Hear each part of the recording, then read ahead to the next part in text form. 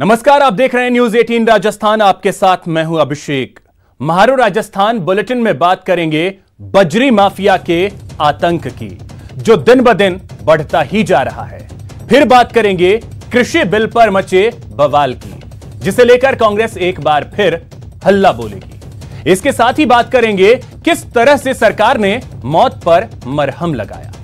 साथ ही आपको बताएंगे गांव की सरकार को लेकर चुनाव आयोग भी पूरी तरह से अब तैयार है। वहीं बताएंगे और मिलवाएंगे आपको नेट के नटवर लालों से, जो अब तक लाखों रुपए की ठगी कर चुके हैं। और आखिर में बताएंगे आपको कैसे एक बुजुर्ग को बेरहम पंचायत के लोग किस तरह से परेशान कर रहे हैं। तो ये अहम खबरें जिस पर हमारी नजर रहेगी, जिसमें कई बड़ी खबरें हैं जिसको हम विस्तार से इस बुलेटिन में आपको बताएंगे। लेकिन इन सब से पहले एक बड़ी खबर आपको बता दें, लॉ एंड ऑर्डर पर सीएम गहलोत मंथन उन्होंने आज की है। सीएम गहलोत ने कानून व्यवस्था को लेकर समीक्षा की है।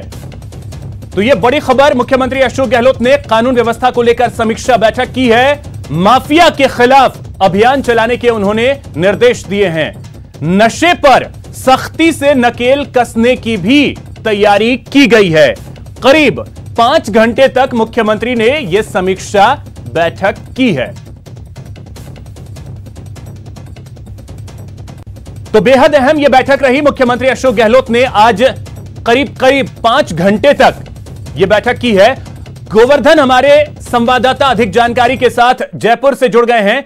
गोवर्धन, 5 घंटे तक एक अहम बैठक चली, पूरे बैठक का निचोड़ आपसे जानना चाहेंगे।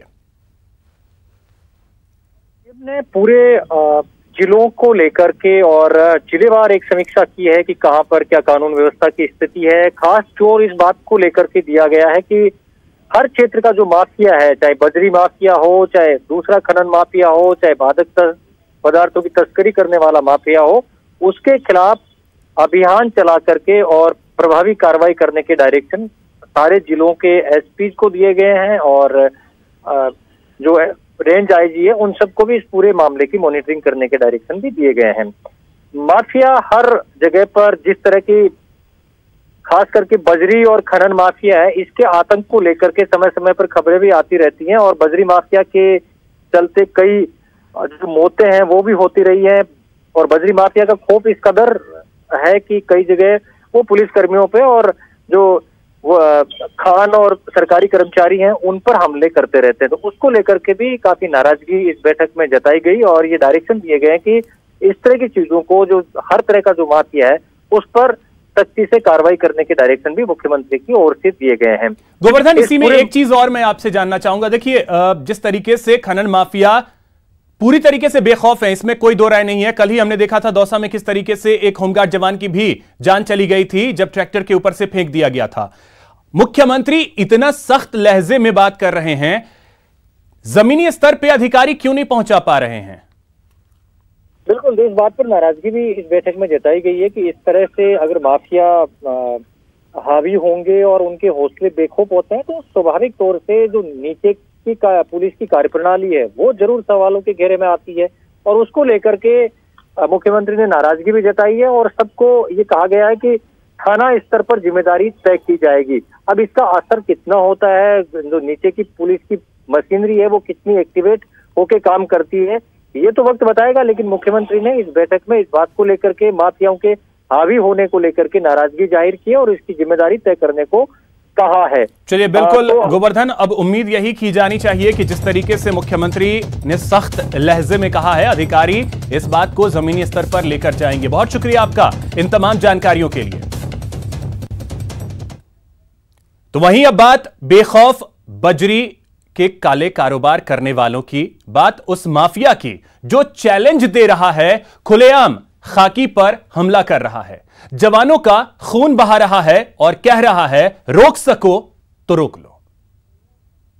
ठेंगे पर कानून, बेखौफ माफिया, जान पर भारी बेलगाम माफिया, बजरी माफिया का खुला चैलेंज, रोक सको तो रोक लो। बजरी माफिया का इलाज कब?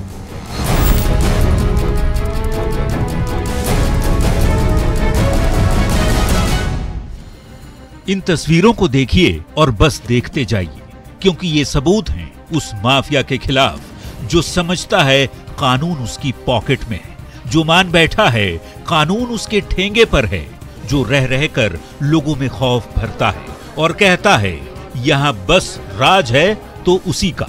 यकीन मानिए, बजरी को लेकर प्रदेश में खूनी खेल चल रहा है। माफिया का मन इतना बढ़ गया है कि उसे रोकने वाले को मौत के घाट तक उतार देते हैं। दौसा के मंडावर के पास भी यही हुआ था। ड्यूटी पर तैनात होमगार्ड के जवान पर हमला कर बजरी माफिया ने प्रशासन को सीधी चुनौती दे दी थी। होमगार्ड के जवान भवानी सिंह को ट्रैक्टर से फेंक दिया गया। उन्हें ट्रैक्टर से कुचलने की कोशिश की गई और माफिया से लड़ते हुए होमगार्ड के जवान ने दौसा अस्पताल में दम तोड़ दिया। हालांकि सरकार और पुलिस की ओर से 22 लाख की आर्थिक मदद तो मिली, परिवार को नौकरी का भरोसा भी मिला, लेकिन मृत जवान को असली श्रद्धांजलि तो तब होगी जब बजरी माफिया पर नकेल कसा जाए। अब बेलगाम माफिया की एक और तस्वीर देखिए। जगह अलग है पर तस्वीर वही। जालोर में बजरी माफिया के हमले में एक पुलिसकर्मी घायल हो गया, जिसे गंभीर हालत में जिला अस्पताल में भर्ती कराया गया। दरअसल यहां भी बजरी की सूचना पर पुलिस पहुंची थी, लेकिन मौके से आरोपी तो फरार हो ही गए, जाते जाते एक पुलिसकर्मी को भी घायल कर गए। भरतपुर में भी बजरी माफिया का हौसला बुलंद है, लेकिन प्रशासन यहां चुस्त है। बजरी माफिया के खिलाफ एक्शन में पुलिस और वन विभाग ने संयुक्त कार्रवाई कर अवैध खनन की ठेवियों से भरी 3 ट्रैक्टर ट्रॉली पकड़कर जब्त कर लिया है। दिन में करीब 2 बजे सूचना मिली थी कि अवैध खनन के ट्रैक्टर भर के आ रहे हैं। इस सूचना पर ग्राम सूखा पड़ता है, ये पास में मुर्गी के पास में 2 ट्रैक्टर को पकड़ा था जो ठेवी सफेद पत्थर भरे हुए थे, जिनको थाने में लाकर जब्त किया गया। दरअसल राजस्थान में बजरी माफिया काफी एक्टिव है, खासकर टोंक, धौलपुर, करौली, कोटा, दौसा बजरी माफिया का गढ़ है, जहां अक्सर बजरी को लेकर खूनी खेल सामने आता है। अब जरूरत है बेखौफ और बेलगाम माफिया पर नकेल कसने की, ताकि उसे भी पता चले कि खाकी से पंगा लेने का मतलब क्या होता है। Bureau report, news 18 network. वहीं बजरी माफिया को लेकर हनुमान बेनीवाल ने ट्वीट किया है। उन्होंने लिखा है कि हालातों को देखते हुए लग रहा है कि सरकार अवैध बजरी खनन और खनन माफियाओं के आगे घुटने टेक चुकी है। बजरी माफियाओं द्वारा सरकारी मुलाजिमों पर गाड़ी चढ़ाने, उन पर हमला करने और हत्या कर देने जैसे प्रकरणों के बावजूद सरकार की खामोशी जनता के सवालिया निशानों पर है। तो यह ट्वीट किया है हनुमान बेनीवाल ने बजरी माफियाओं को लेकर।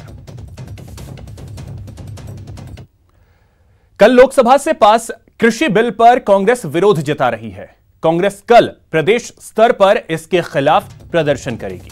पीसीसी चीफ गोविंद सिंह डोटासरा ने इस बिल को जन विरोधी बताते हुए केंद्र पर हमला शुरू कर दिया। डोटासरा ने कहा है कि पीसीसी चीफ ने आपत्ति जताई है, कृषि बिल किसान और जन विरोधी है। कृषि से जुड़े बिलों को किसान विरोधी उन्होंने बताया है। इस बिल के बाद मंडियां खत्म हो जाएंगी, यह कहा है गोविंद सिंह डोटासरा ने।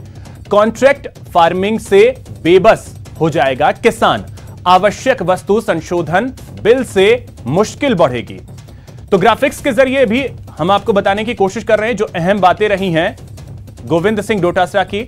आवश्यक वस्तु संशोधन बिल को लेकर भी बात कही। किसान अब मजदूर बन जाएगा, यह कहना है डोटासरा का।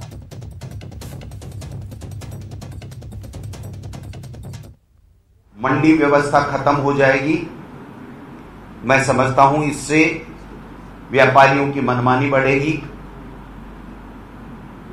देश की लाखों आड़तीये, मंडी मजदूर, खेत मजदूर सब संकट में आ जाएंगे। इन सब की रोजगार खत्म हो जाएगा। कॉन्ट्रैक्ट फार्मिंग और कॉरपोरेट फार्मिंग के शब्द देश में प्रचलित हो जाएंगे।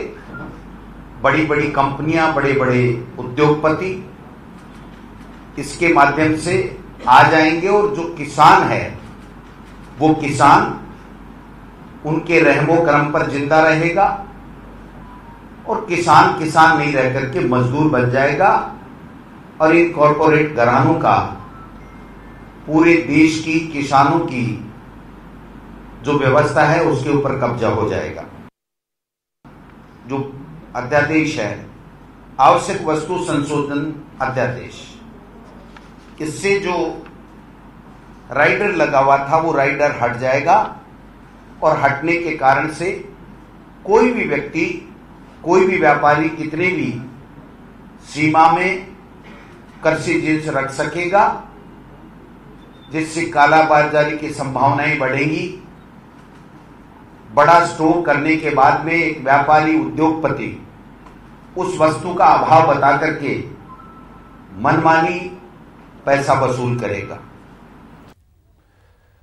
तो कृषि बिल के खिलाफ कांग्रेस विरोध करने की तैयारी में है। कल राज्यपाल को ज्ञापन सौंपा जाएगा।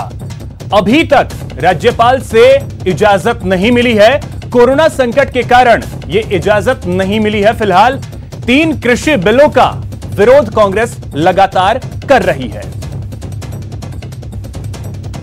तो आपको बता दें कि कल राज्यपाल को ज्ञापन सौंपने की तैयारी कांग्रेस ने तो कर ली है, लेकिन फिलहाल राज्यपाल की तरफ से अभी तक इजाजत नहीं मिली है। जो बड़ी जानकारी निकल करके सामने आ रही है, कोरोना के कारण अभी तक इजाजत राज्यपाल की तरफ से नहीं दी गई है।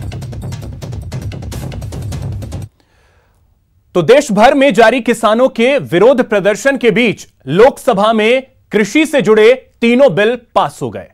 अब ये बिल राज्यसभा में जाएंगे।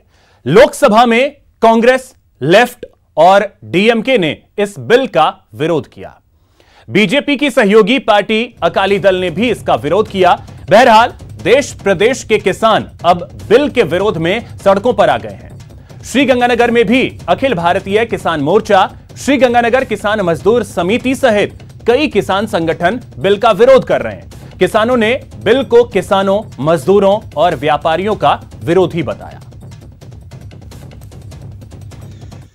मोदी सरकार ने, केंद्र सरकार ने आपदा में अवसर मानते हुए जब महामारी फैली हुई है उस समय 3 अध्यादेश लेकर आए हैं, जिससे किसान, मजदूर, मध्यम व्यापारी तीनों खत्म हो जाएंगे। और एक ऐसा भ्रम फैलाया जा रहा है जो हमारा पुराना सदियों पुराना ढांचा चल रहा है, उस ढांचे पे बहुत बड़ा प्रहार है। सभी जगह पंजाब में, हरियाणा में, राजस्थान में, उत्तर प्रदेश में, मध्य प्रदेश में विरोध होना शुरू हो गया। लेकिन फिर भी केंद्र की सरकार अड़ी हुई है कि हमें ये कानून पास करने ही करने हैं और कंपनी राज वापस लेके आना है। केंद्र सरकार के 3 कृषि विधेयकों के विरोध में अब राजनीति भी शुरू हो गई है। श्रीगंगानगर सहित आसपास के कृषि प्रधान जिलों में इसका लगातार विरोध हो रहा है और बिल को वापस लेने की मांग की जा रही है। केंद्र सरकार द्वारा लाए गए तीनों अध्यादेश किसानों के पक्ष में, अध्यादेशों के पक्ष में भाजपा विधायक स्टेटमेंट दे रहे हैं, तो वहीं कांग्रेस विधायक बिल के विरोध में अपने बयान जारी कर रहे हैं। इसलिए हो रहा है क्योंकि उन्होंने अध्यादेश के बारे में पूरी उनको पढ़ा नहीं है, उनको पूरी जानकारी नहीं है। जब अध्यादेश को पूरा पढ़ लेंगे, पूरी जानकारी प्राप्त कर लेंगे, तो स्वतः ही वो अपना इस विरोध को बंद कर देंगे। एमएसपी पे फसलों की खरीद मैं भी मानता हूँ होनी चाहिए। इसके लिए केंद्र सरकार विचार कर रही है। इसके लिए यदि जैसे भी मध्य प्रदेश में कोई योजना है तो भावांतर की, उसके लिए भी सरकार विचार कर रही है। केंद्र सरकार बिल्कुल किसानों के हित में है और आने वाले समय में केंद्र सरकार की मंशा है कि किसानों की आय दोगुनी। केंद्र सरकार जो अध्यादेश लाई है ना, वो किसान विरोधी है, व्यापारी विरोधी है। बड़ी बड़ी कंपनियां आएंगी और औने पौने दाम में अपने मनमर्जी से किसान का माल लेके चली जाएगी और उनकी आड़ में बहुत सारे ऐसे व्यापारी आएंगे और वो भी माल खरीदा और पार। बड़ी खबर आपको बता दें, दौसा से है, जहां पर ग्रामीणों ने अर्धनग्न प्रदर्शन किया है। बांदीकुई में ग्रामीणों ने विरोध किया है अर्धनग्न होकर। ग्रामीणों ने रैली निकाली है। ग्रामीणों ने एसडीएम को ज्ञापन सौंपा है। अतिक्रमण के खिलाफ यह प्रदर्शन किया गया है। चारागाह भूमि पर अतिक्रमण हटवाने की मांग की गई है। अनंतवाड़ा गांव में दबंगों ने अतिक्रमण कर रखा है, जिसके विरोध में ग्रामीणों ने इस तरीके से प्रदर्शन किया है। तस्वीरों के जरिए आप देख सकते हैं, अर्धनग्न प्रदर्शन करते हुए ग्रामीण, रैली निकाली गई उनके द्वारा और उसके बाद एसडीएम को ज्ञापन सौंपा गया और कहा गया कि अतिक्रमण को जल्द से जल्द हटाया जाए।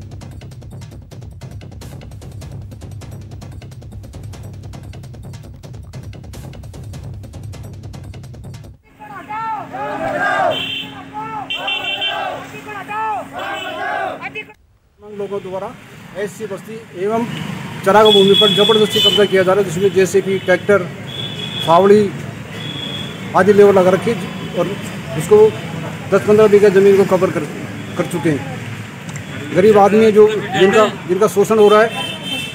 ऐसी वर्ग की जो आज 10 बीघा अलॉटमेंट हुई थी, उसको भी सोन कास्ट द्वारा शोषण, दबंग आदमियों द्वारा शोषण किया जा रहा है।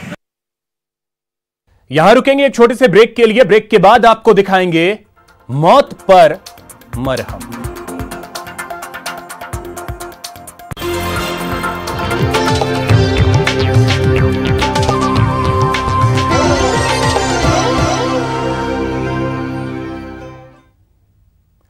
ब्रेक के बाद आपका स्वागत है। कोटा हादसे पर गहलोत सरकार ने आज मुआवजा देकर मरहम लगाने की कोशिश की। नगरीय विकास मंत्री शांति धारीवाल और प्रभारी मंत्री लालचंद कटारिया पीड़ितों के गांव पहुंचे, मुआवजे के चेक बांटे और अवैध तरीके से चल रही नावों को लेकर नई व्यवस्था की जानकारी भी दी। कोटा हादसे पर सरकार का मरहम। तीनों गांव, तालाब गांव, बरनाहाली और छतरपुरा, तीनों गांव में वो पीड़ित परिवारों के बीच पहुंचे, उनको ढांढस बंधाया और राज्य सरकार की ओर से जो सहायता राशि शुरुआती तौर पर 1-1 लाख रुपए जो दी गई है। मृतकों के परिजनों को मिली मुआवजे की रकम। नाव संचालन के लिए नई गाइडलाइंस का ऐलान। निश्चित तौर पर प्रशासन के जो लोग जिम्मेदार थे वो उनके खिलाफ कार्रवाई होगी, वो हुई भी है और भी इंक्वायरी करवा करके जो है किसी भी और किसी का इन्वॉल्वमेंट होगा कि जिसकी लापरवाही के वजह से इस तरीके की नावें चल रही थी जो टूटी फूटी नावें हैं या ट्रांसपोर्ट के काबिल नहीं है, उन नावों को चलाने के लिए अगर जिन लोगों को जिम्मेदार सरकार ने जिम्मेदार बनाया है उनके खिलाफ जो है बाकायदा कार्रवाई भी की जाएगी।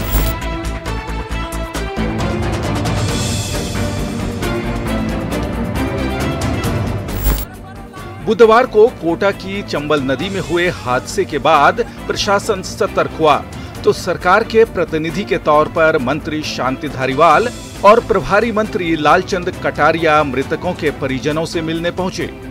इस हादसे में 13 लोगों की मौत हो गई थी। कई लोगों की ग्रामीणों और फिर रेस्क्यू टीम ने जान बचा ली थी। इस हादसे के लिए नाव के गैरकानूनी संचालन को जिम्मेदार माना गया था। अब चंबल नदी में जान को जोखिम में डालकर नाव पर सफर करने वालों के लिए सरकार ने नए नियमों का ऐलान किया है। प्रकार से ये घटना घटी है, इसकी पुनरावृत्ति आने वाले समय में नहीं हो। माननीय विधायक महोदय मांग करते रहे, यहाँ के जनप्रतिनिधियों ने बताया है, उसके लिए निश्चित तौर पे कोई न कोई ऐसा प्लान राज्य सरकार तैयार करेगी कि आने वाले समय में ऐसी दुखांतिकाएं वापस नहीं हो।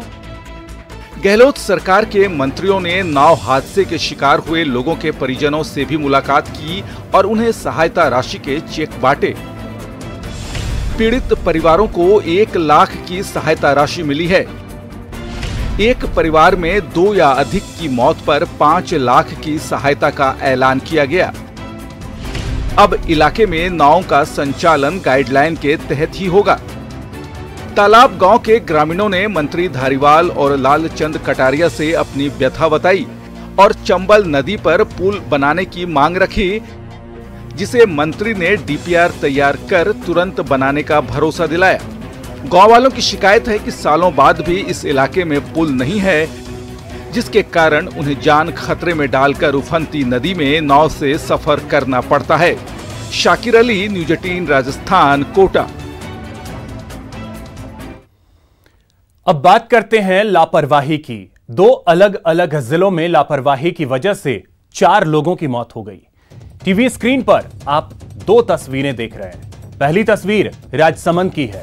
यहां 3 बच्चों की डूबने की वजह से मौत हो गई और दूसरी तस्वीर दौसा की है। यहां एक तलाई में एक बच्चे की डूबने से मौत हो गई। तो बात राजसमंद के भादला गांव की। बरसाती पानी से भरे तालाब पर नहाने गए 3 बच्चों की डूबने से मौत हो गई। सूचना पर पास के गांव के लोग मौके पर पहुंचे और कड़ी मशक्कत के बाद तीनों शवों को बाहर निकाला। खबर फैलते ही बड़ी संख्या में ग्रामीण वहां इकट्ठा हो गए।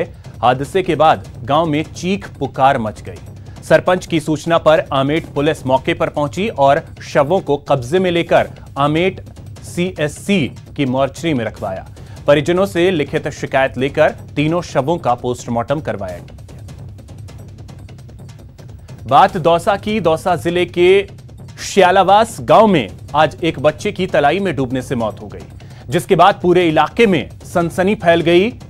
वहीं घटनाक्रम के बाद परिजनों ने गांव के ही दूसरे पक्ष पर बच्चे को तलाई में फेंककर हत्या करने का आरोप लगाया। फिलहाल पुलिस ने मामला दर्ज कर लिया है और जांच में जुट गई है। का रहने वाला हूँ। हम हमारे पिताजी के 4 भाई हैं। हम दो तो जयपुर थे, बड़ा भाई दुबई रहता है। वो रामधन और प्रेम देवी ने हमारी माँ को, जो अनपढ़ है, उसको जबरदस्ती नांगड़ ले गए। वो ऐसा बोला अब तुम्हारी जमीन पे लोन और केसेस उठवा देंगे। वहाँ ले जाने के बाद 20,000 रुपये पहले दे दिया और बोले 20,000 देने बाद में दे देंगे तुम्हारे को। शालावास से कोई बंदे में बच्चे को डाल दिया था, उसको लेकर के परिजन यहाँ आए, अस्पताल में भर्ती करवाया। डॉक्टर साहबों ने इनको देखा, इलाज किया। अब दौरान इलाज उस दीपक बच्चे की मौत होना प्रमाणित कर दिया है। कोरोना काल में निजी स्कूलों की फीस को लेकर हाईकोर्ट ने 70% ट्यूशन फीस वसूली के आदेश दिए थे, लेकिन निजी स्कूल संचालक अपनी मनमर्जी से बाज नहीं आ रहे और खुलेआम कोर्ट के आदेश की अवहेलना कर रहे हैं। देखिए रिपोर्ट।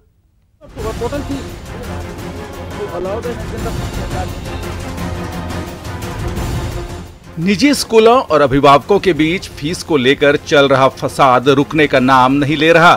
कोरोना के चलते जहां पिछले 6 महीने से प्रदेश के स्कूल बंद हैं, वहीं निजी स्कूल फीस को लेकर लगातार अभिभावकों पर दबाव बना रहे हैं। मैं एक गाइड हूं और ना फॉरेन टूरिस्ट अभी आने वाला, ना in future couple of months आएगा, तो मैं पैसा कहां से लाऊं कि मैं 70% फीस देने में भी बिल्कुल सक्षम नहीं हूं। हम संयुक्त अभिभावक समिति में जब से इसके अंदर कार्य कर रहे हैं, कई पेरेंट्स हमारे पास आए कि उनको ऑनलाइन क्लासेस नहीं दी जा रही है, फीस के ऊपर जबरन फीस वसूली का माध्यम बनाया जा रहा है। सरकार ने 2 बार निजी स्कूलों को फीस स्थगित करने के आदेश दिए, लेकिन हाईकोर्ट ने 7 सितंबर को दिए अपने फैसले में 31 जनवरी तक 3 किश्तों में फीस के भुगतान के आदेश दिए थे। लेकिन इसके बाद भी प्रदेश भर के अभिभावक परेशान हैं। मेरे बच्चे स्कूल में जाते हैं, उन्होंने टोटल फीस का स्लैब बना दिया, जबकि जो ऑनरेबल कोर्ट ने ऑर्डर दिया वो सिर्फ 70% ट्यूशन फीस का लगना। अब अभिभावकों ने शिक्षा मंत्री से हस्तक्षेप की गुहार लगाई है, जिस पर शिक्षा मंत्री गंभीर हैं। सब स्कूलों वाले 70% पैसा ले लेंगे, ये कतई न तो हाईकोर्ट ने कहा है और न सरकार ऐसा होने देगी। जो ट्यूशन फीस है उसका ऑनलाइन एजुकेशन कोई देता है तो वो उसका कुछ पैसा लेगा, ऐसा हाईकोर्ट ने कहा। बहरहाल हाईकोर्ट के एकल पीठ के इस आदेश के खिलाफ खंडपीठ में अपील भी हो गई है। अधिवक्ता सुनील समदारिया की अपील पर मुख्य न्यायाधीश इंद्रजीत महांती की खंडपीठ ने नोटिस जारी करके राज्य सरकार, निदेशक माध्यमिक शिक्षा और कैथोलिक एजुकेशन सोसाइटी से जवाब भी मांगा है।